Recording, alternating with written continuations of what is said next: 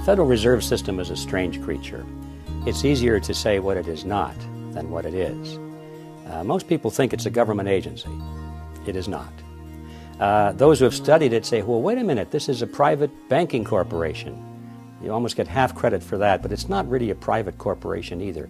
It's a hybrid. And to make it more complicated, we can say it is a cartel. This is the amazing thing. The Federal Reserve System is a banking cartel.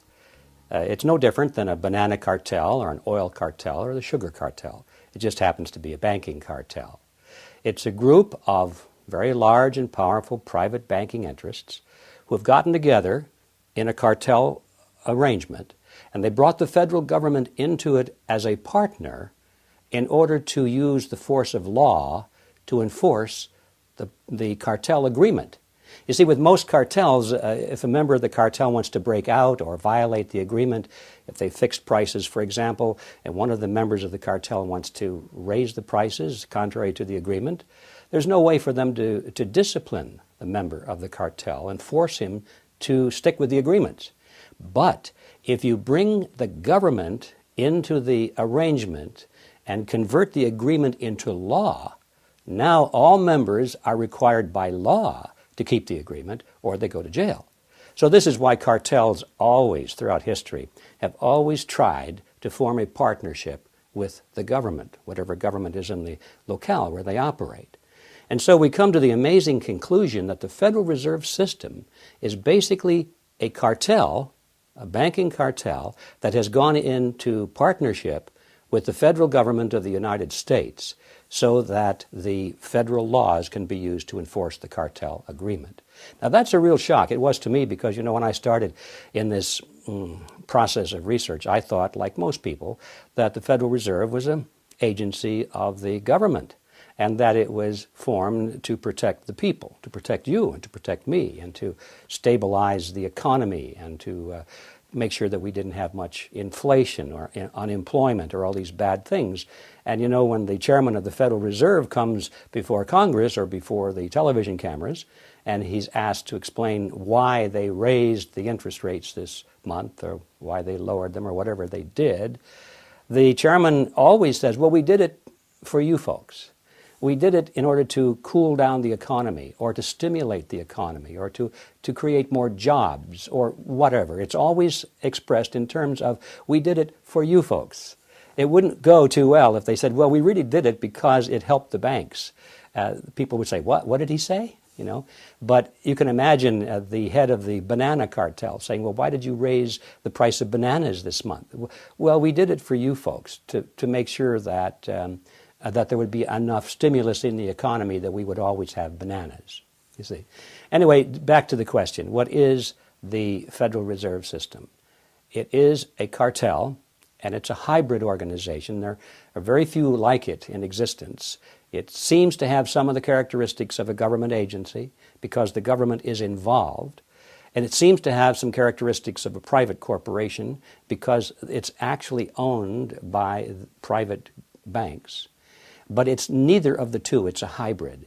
And when it comes to ownership, for example, the member banks actually own the Federal Reserve System, but those certificates of ownership do not carry the usual prerogatives of ownership. For example, the banks can't sell the shares. If you can't sell something, you don't really own it. And they can't even vote for their board of directors, you see. So what's this ownership business? It's merely a kind of a facade. It's a name. It's a word they give to it. Well, it's owned by the banks, but in reality, it is really a hybrid. It's a cartel that operates under the protection of the federal government, and the government has given it a monopoly, a virtual monopoly, to create the nation's money supply. Now, I have no doubt that the members of the Federal Reserve System, the banking cartel, want to see the economy as strong as possible. They don't want to kill the goose that laid the golden egg. But you can be sure that when there is a conflict between the advantage of the cartel or the purposes of the nation at large, there has to be no choice. They always go for the purpose of the cartel because that is who they are. That is who employs them. That's where their money comes from. That's the reason for being. Now, the purpose of the Federal Reserve System really is to protect the large member banks from competition and to preserve their profit margins. And as we've seen in late, when some of the banks get into trouble, the purpose of the Federal Reserve System comes to the fore, which is to pass on the losses of the banks to the taxpayers. They do this through Congress, generally. Remember, Congress is a partner with the Federal Reserve System. And they go to Congress and they say, well, the banks are in trouble. Now, we don't want the banks to fold because that would be bad for the economy, right? That would be bad for you folks.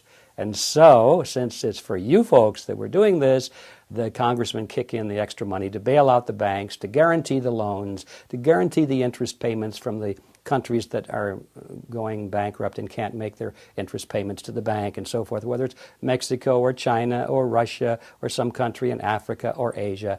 They cannot pay, so they come to Congress. Congress says, we'll pay for them.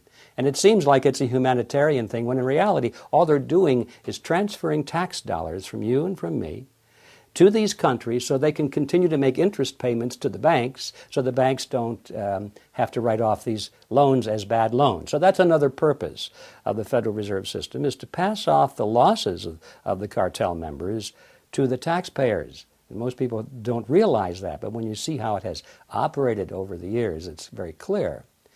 The purpose of the Federal Reserve System is to promote the best interests of the banking members of the cartel. So what we have here is a banking cartel which has gone into partnership with the federal government, and they've used this cozy relationship so that the government has given the banks the power to create the nation's money supply. The banks now, these private banks, have the monopoly over the nation's money supply. And that's not too shabby a deal.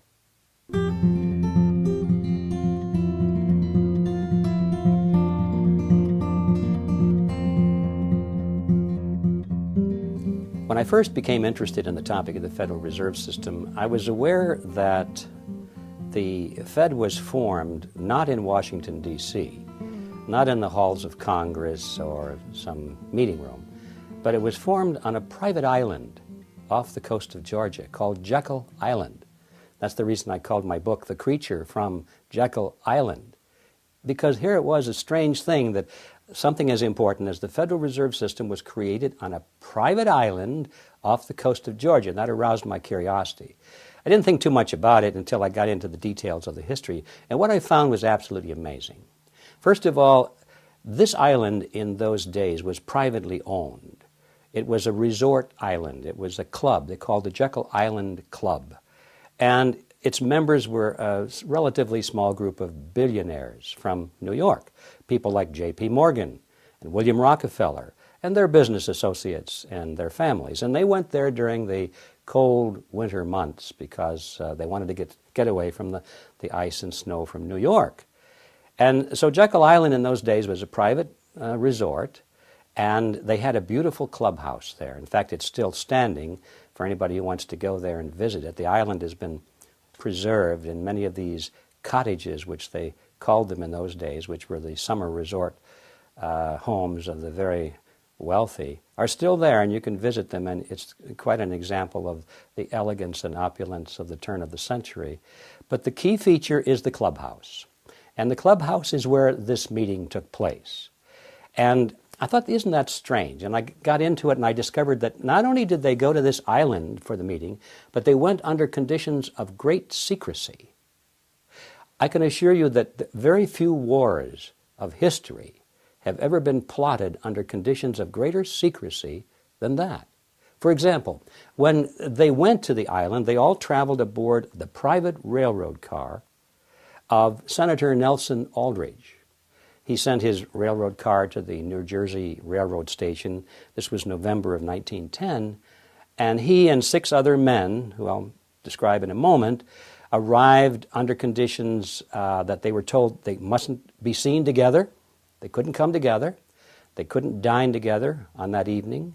And they must avoid newspaper reporters at all costs, because in those days, newspaper reporters used to hang out at the New Jersey Railroad Station because it was a way to catch photographs or interviews of famous people coming in and out of New York.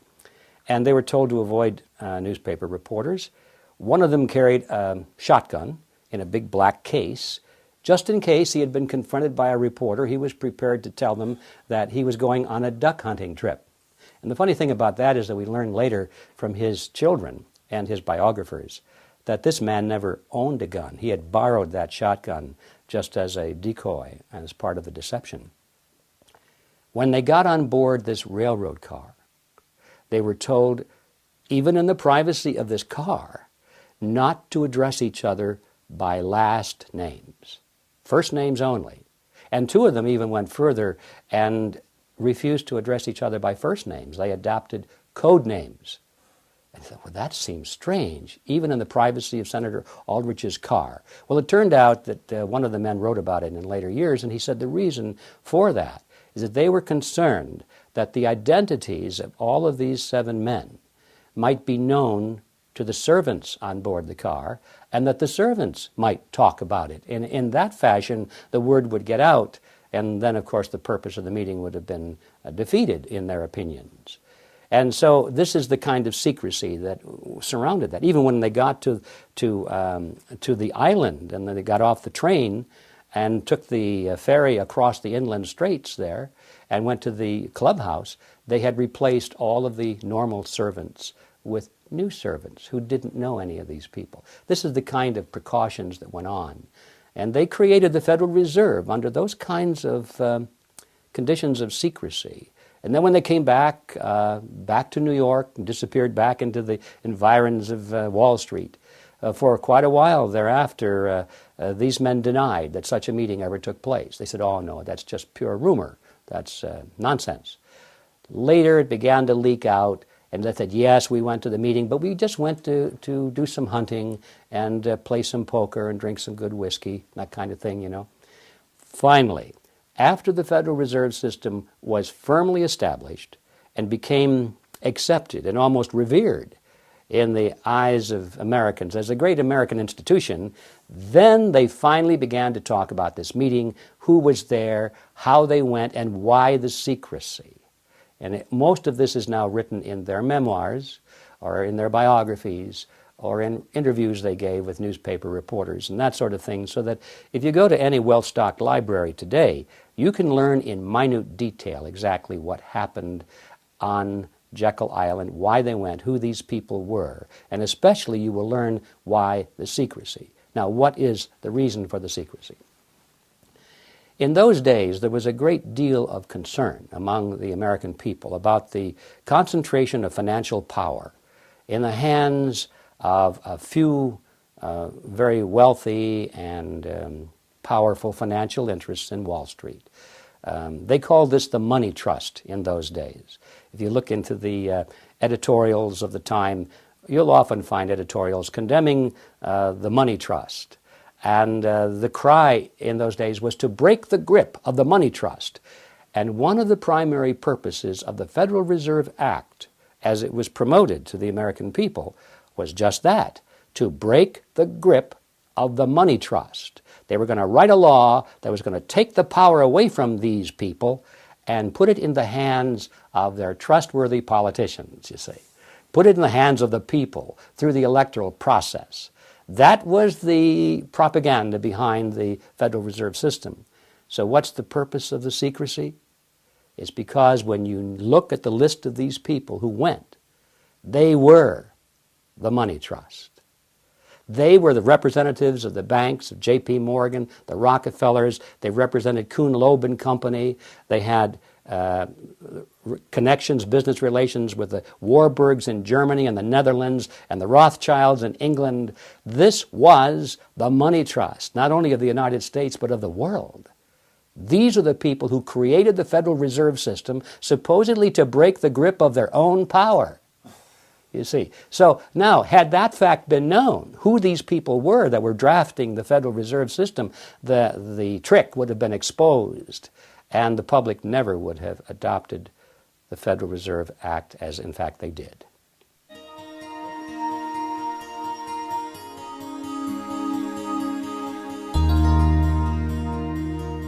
Money is created through a process that I call the Mandrake mechanism.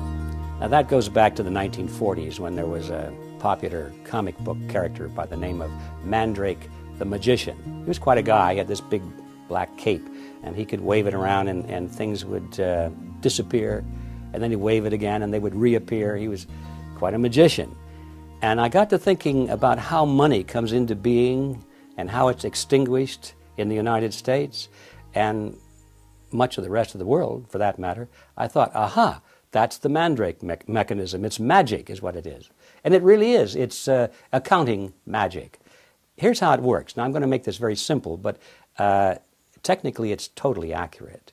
It starts with Congress. Remember, a moment ago I said that the Federal Reserve System was a partnership between a cartel and the federal government. Well, if there's a partnership, there's a reason for the partners, both of them, to be in it, or they wouldn't be. So the question is, why is the banking fraternity in this partnership, and why are the politicians in it? And that is answered by understanding how money comes into being. So it starts with Congress, or the government side of the partnership. Congress needs more money. They always need more money. They like to spend money. That gets them elected. They don't like to raise taxes because that gets them unelected. So congressmen and senators are always balancing this choice between how do we give more benefits, how do we buy more votes with the taxpayers' money without raising their taxes. And it's a perennial problem. And the politicians get pretty good at this mechanism. The answer, of course, is that they borrow it. If you're not going to tax it from somebody, you can borrow it from somebody else. That sounds well and good, and that's why we have government bonds and treasury notes and bills and so forth, and we have what's called the national debt, because they borrowed money to pay for current expenses that they don't want to pay for through taxes, because that would be unpopular.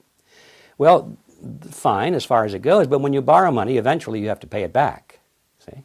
So 30 days after they borrowed $1 billion, or 60 days, whatever the term of the loan is, or a year, they have to pay that money back. Well, lo and behold, it turns out that the congressmen and the senators are still not taking in as much money in taxes as they are spending in benefits, so they don't have the money to repay the loan.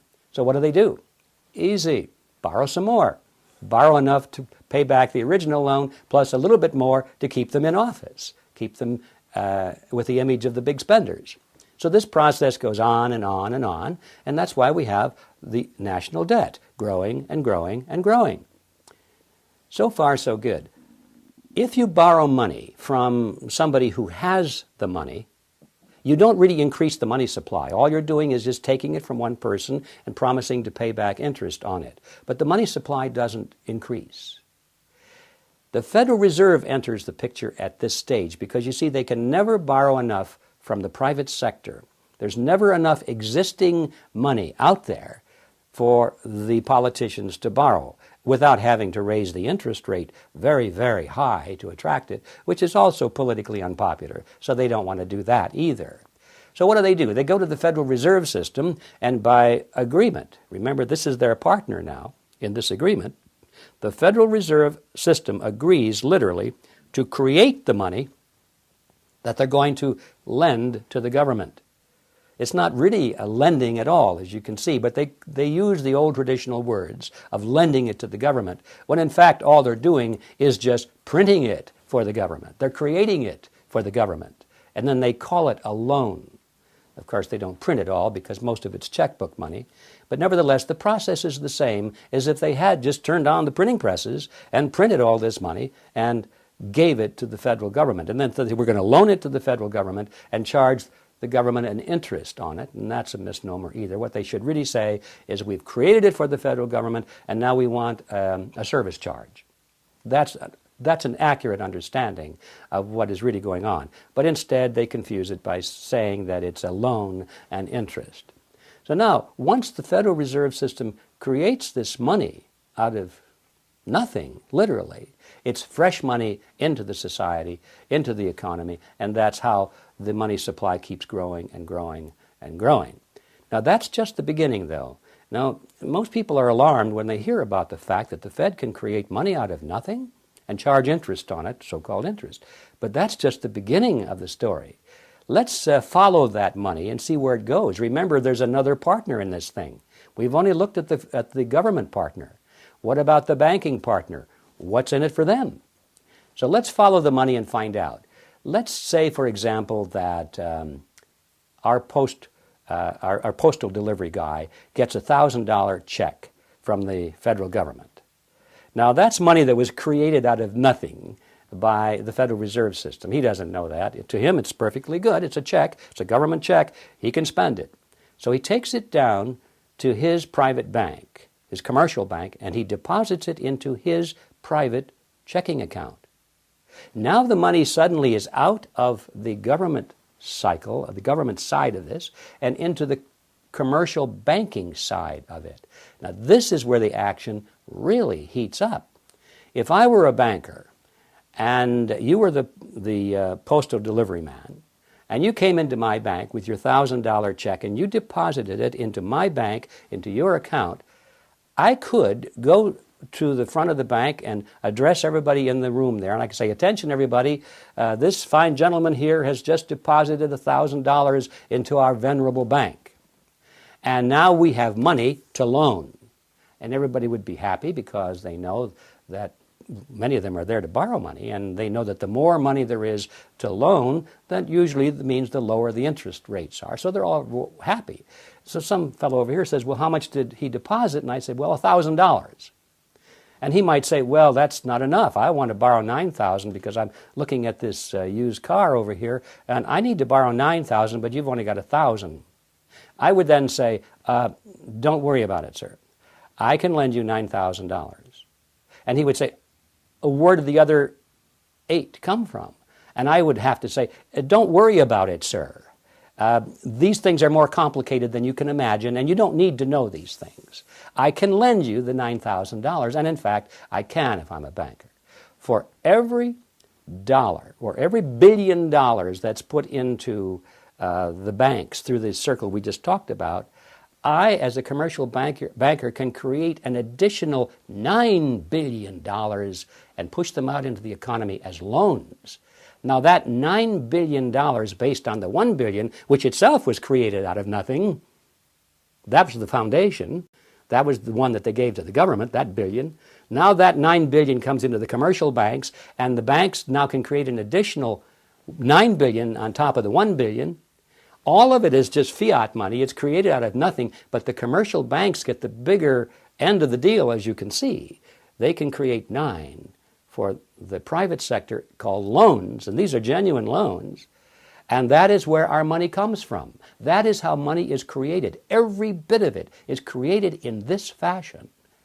If we were to take away all of the loans, if all of the loans in the world would be repaid, there wouldn't be one red penny in circulation in the United States of America. It would all disappear back into the computer chips and into the vaults.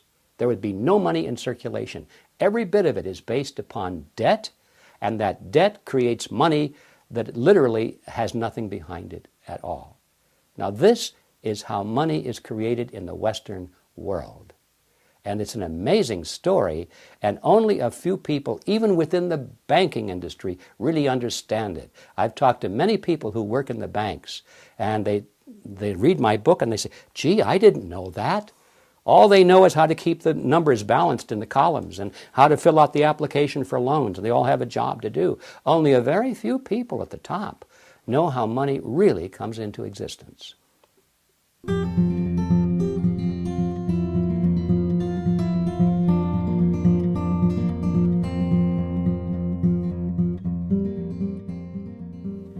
The creation of money out of nothing has had a devastating impact on the purchasing power of the American dollar. I might add, this process is happening to all currencies in the world that adopt this process, and that's most of them in the Western world.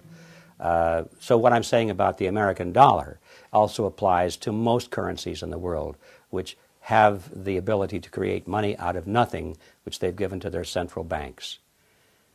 When you give men the power to create money out of nothing, you shouldn't be surprised if they turn around and create money out of nothing, because that's what they're supposed to do. Now, the underlying philosophy is that, well, we'll be very conservative about it. We won't run rampant. We won't abuse this power, would we, for our own personal gain or our political advantage? Heavens no, we would never do that. We are wise and wonderful people, and you can trust us, they say. So we give them blindly this power to create money out of nothing because we trust them to use this power wisely. Nowhere in history has this ever been a justified trust. Every time man has had that power, and this started back in antiquity, those with the power have abused it, and they have created more and more and more money at a rate much faster than the expansion of goods and services which are being produced by the productive side of the economy. Now, if the goods and services were growing at a rate which is exactly the same as the money supply, then the purchasing power of the monetary unit would remain constant. And in fact, it has happened that way wherever men have not had the power to create money out of nothing. For example, when money was based on monetary units like gold or silver, it's interesting, I think, to know that in ancient Rome, if you had a 1-ounce gold coin, that would be the cost of a nice toga, a handcrafted belt, and a pair of sandals. Today, thousands of years later, if you have a 1-ounce gold coin with no numismatic or collector's value to it, just a cougaran or a bullion coin of some kind, and you convert that into Federal Reserve notes, you can walk into a store and buy a nice suit, a handcrafted belt, and a pair of shoes. The real price of those items, and all items for that matter, throughout history, does not change when measured in terms of something of intrinsic value, such as gold or silver, because those things take human effort to produce as well as the belt, the toga, and the sandals. Both of them take human effort to produce, and that's why they maintain value with each other. But once you break that away, and you give men the power to expand the money supply without that discipline, they're going to expand the money supply faster than the increase in goods and services. And then you're going to have this difference in purchasing power. We call it inflation. And inflation, I think, is a bad word because really we think of inflation as rising prices. But in reality, what's happening, prices are not going up. It's that the value of the dollar or the monetary unit is going down. That's what's really happening if we understand the process. And it's a tax, therefore. Our lost purchasing power, what we have to pay more for a bag of groceries today than we did 5 years ago, comes out of our pocket, comes out of our earning capacity. That is value which we should have, but it's been taken from us through a process that we call inflation, but in reality it's a hidden tax. It's a tax that is more vicious than any other tax you can imagine. There are no exemptions, no deductions. And those with the least amount of money pay it to the highest degree. I mean, it's the most unfair, most unjust tax you can imagine. And that is what inflation is. Inflation is the result of being able to create money out of nothing. And that is the power we have given to the Federal Reserve System. Therefore, we can say that the Federal Reserve System is the agency of a hidden tax called inflation.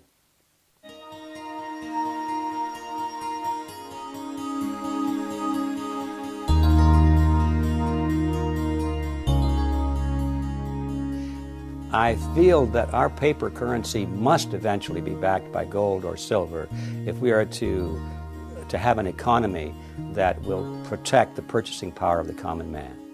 We must have it, furthermore, to protect our freedoms, because if we lose our economy, if we become totally dependent economically upon the state, then we've lost our freedom. We become vassals of the state. And all of this can be traced back to the fact that our monetary unit is completely valueless, or let's say it is valued only at the whim of our leaders. And that is a very precarious position to be in. I don't think anybody, if they thought it through, would ever say, that's the system I want, and yet that's the system we have.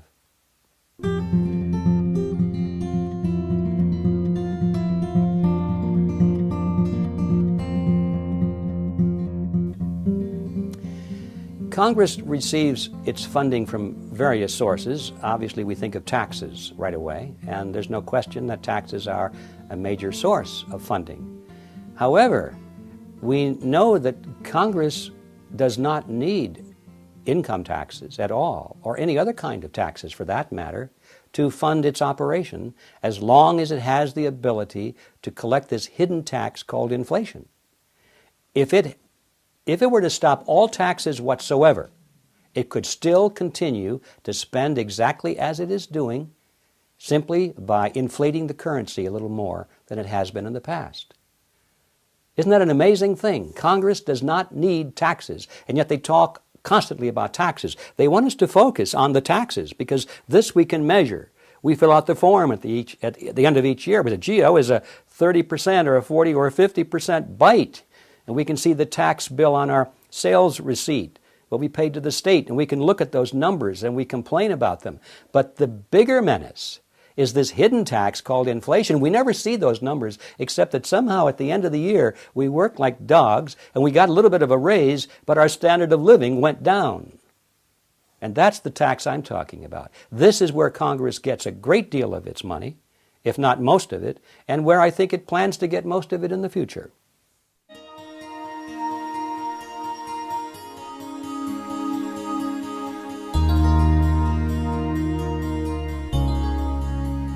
The solution to the problem of fiat money is to stop it, to eliminate it. We must get rid of it. We must phase out the Federal Reserve notes, the Federal Reserve system, and I'm talking now about the United States. All countries in the world face this same problem. We must phase out fiat money. We can't just tolerate it. We can't just say, well, if it's only 3% or 4%, we could live with that. But people don't stay at 3 or 4%. Historically, political leaders and bankers never stay at 3 or 4% if they can go to 4.5%. And they won't stay at 4.5% if they can go to 5%, and so forth. So we must get rid of the fiat money system. How do you do that? Well, the first step, of course, the big step, the biggest imaginable step, is for people to realize that they even have one. I mean, how many people walking up and down the streets that go into the polls each year and elect their leaders, how many people know that we have a fiat money system? How are we going to change that unless we have an understanding, an educational foundation at the electoral level?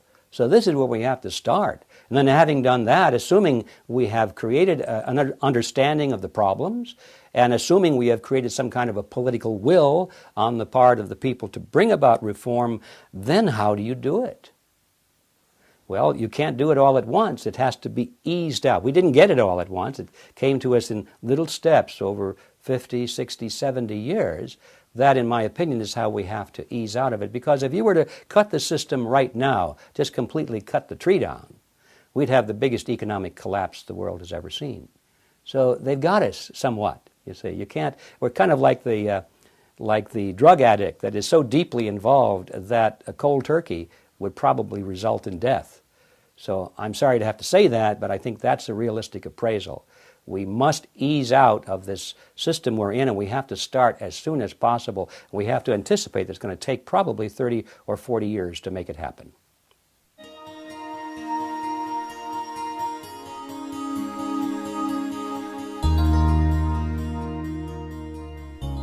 The bankers and the politicians get away with this arrangement, if you want to be kind and call it that, mainly because people don't understand what they're doing. We have been told in our textbooks and by our leaders that what is happening in the banking system is really quite marvelous. We're told that it's a wonderful creation of the new age. And that if we didn't have this system, oh yes, there are a few problems here, yes, there are a few inequities, and yes, we got a little inflation, and yeah, we admit all these things, but if we didn't have this, we're told, we'd still be living in caves, eating raw meat, or something like that. So we are given a bill of goods, basically. We are told, don't get too informed on this, just trust us that we're taking this under advisement and we're doing a good job, and don't rock the boat, whatever you do. You don't want to mess things up, do you? And that line usually goes over pretty well, and people buy it, and they don't understand it, so they don't want to touch it.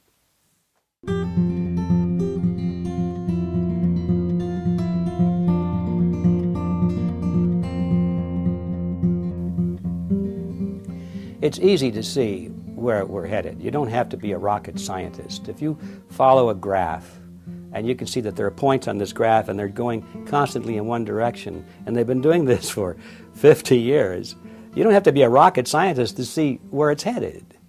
Where this graph is headed is for total destruction of our monetary system. Our money will be totally worthless, and it'll probably be reissued in the form of some international currency, which will be equally worthless. But the value to these people is that once it's on an international basis, there's nowhere else to go. Right now, if you don't like American dollars, you can buy Japanese yen. If you don't like that, you can buy Swiss francs. If you don't like that, you can move to whatever currency seems to be having a little better track record. Once there's an international monetary system in place, modeled completely and exactly after the Federal Reserve System, it's exactly the same, then there's no place else to go, folks. You've had it.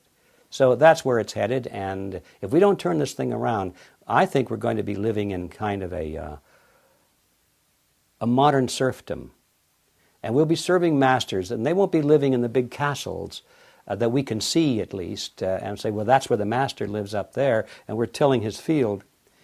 Our masters will be the bankers and the politicians, and they'll live in big houses, but they won't be castles. But we'll be serving masters nevertheless, and we'll be thinking they're wonderful people without realizing that they are our masters. I think we're headed to modern serfdom if we don't turn this around.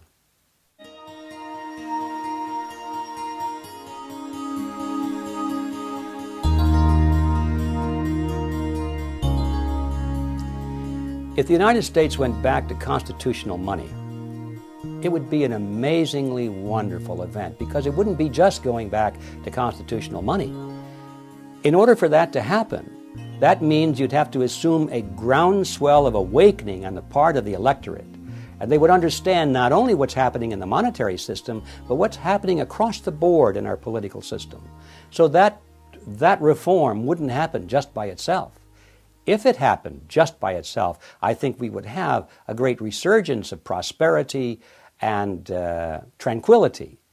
But unless we get rid of some of these other problems as well, we could still be involved in foreign wars and all kinds of things, forced medication, and so many things we could talk about. Those wouldn't be touched just because we went back to a constitutional monetary system. If we went back to constitutional money, there are a lot of things left open as to other aspects to the reform. For example, we could still have horrendous taxes, and we'd be paying it in real money instead of fiat money, but taxes could still be so high because we're still demanding of our politicians that we have all these benefits, and all these freebie things, and all these welfare programs, and exchange of wealth and movement of wealth from one class to another. We could still be demanding those things if we're not wise. And so even though we had constitutional money, we would still have tremendous problems in society. So I look at it from a point of view that everything has to happen at once before it to be meaningful, and it has to happen at once before it'll happen at all. But if we did go back to a constitutional monetary system, that means that the electorate would have to be questioning a lot of other things in our society as well. And I think we would see an improvement across the board, and I look forward to that day.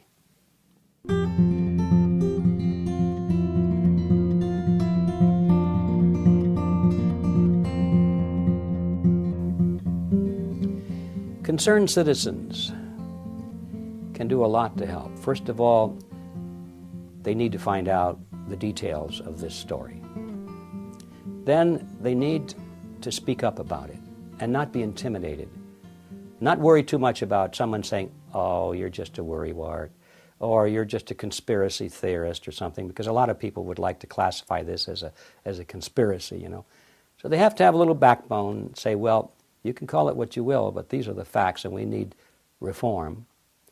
Then they need to join forces with other people so that they can have the power to do this. I have created an organization just for that purpose. It's called Freedom Force International. It's based on the assumption that any one person or a small group of people can't do anything, even if we have great knowledge. You have to join forces with other people. And then, having joined forces, you have to have a plan of action. You have to know what to do. It's not enough just to complain about it, or to read another book about it, or to hold a seminar on it, or hold up a placard and demonstrate. Our people are always on the outside of the halls of power, looking in. We're petitioning our leaders, saying, oh, won't you please be good guys? Won't you please follow the Constitution? Won't you please not do this? Won't you please listen to us? And they aren't interested because they have the power and we don't. And nothing is going to change unless concerned citizens join together with a plan of action to reach out and recapture control of those power centers of society. And by that I'm talking about the political units, talking about all groups and organizations through which people work and think and form public policy. It's political groups, church organizations, labor unions, civic clubs, everything. We have to be active in all organizations and supply the kind of leadership and direction to replace the leadership and direction that they now have, which is pushing us in the other direction. Unless we have the vision of reaching for this kind of power, then we'll always be on the outside, petitioning and complaining and saying, my goodness, isn't it terrible the way the world is going? So what does a concerned citizen do? Joins forces with others, he has a plan of action, and he comes to power.